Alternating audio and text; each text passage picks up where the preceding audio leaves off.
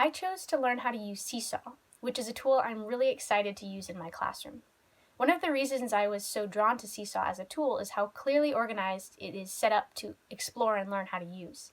Through every step of the process, there were pop-up windows with text and animations showing me exactly how to perform a certain task. There's an entire dedicated help section of the website as a further resource to guide you with embedded YouTube videos. A search of my own on YouTube brought up even more videos on setting up specific aspects of the tool. There was a lot of help available, broken down in small and clear chunks along the way, built into the application itself, and I didn't feel that I needed any of the extra resources as a digital native. It was hard for me to try to think like someone who may not know any of the phrases and keywords of digital language, like scroll up or tap the icon, which elicit a specific behavior from me that I don't even think about as a digital native. It was eye-opening for me to try to imagine learning a tool that seemed so straightforward to me as if I were a digital immigrant. The primary difference I perceived between creating this digital learning plan to teach myself and creating a plan to teach someone else is that it's much easier for me to teach myself than to teach a class of students because I know my own learning style thoroughly.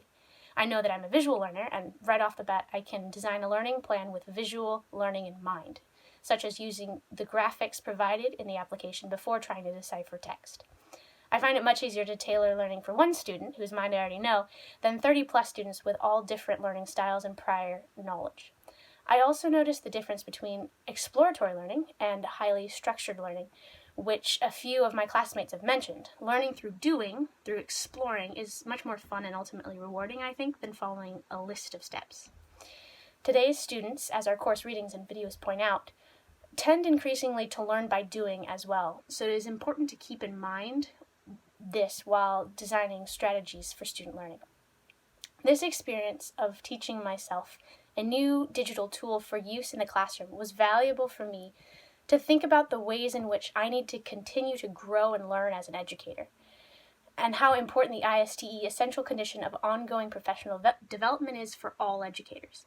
The ISTE page on ongoing professional development states that all the technology in the world won't make a difference if educators don't know how to leverage it for deeper learning. I think that having to think about and lay out my own learning objectives for the tool was very beneficial for me to not be overwhelmed by the amount of capabilities of Seesaw and to focus on learning just a few things at a time. And I will try to keep this in mind when I'm working on training myself to use new technologies as an educator.